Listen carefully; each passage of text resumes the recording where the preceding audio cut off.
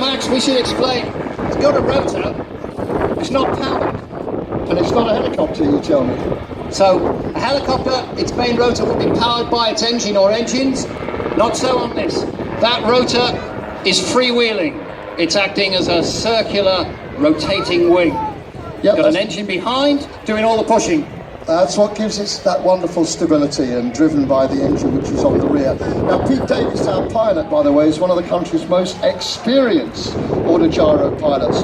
Hundreds, nay, thousands of hours teaching and examining on this aircraft.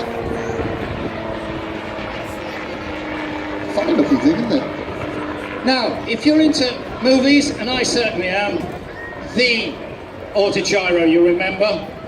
Believe it or not, it's a long, long time back now. We're talking 50 years since the 1967 release of You Only Live Twice.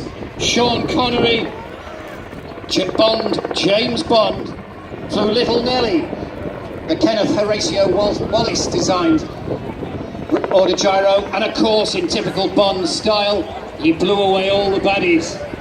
In honour of the 50th anniversary of this film, Peter is flying today in a tuxedo.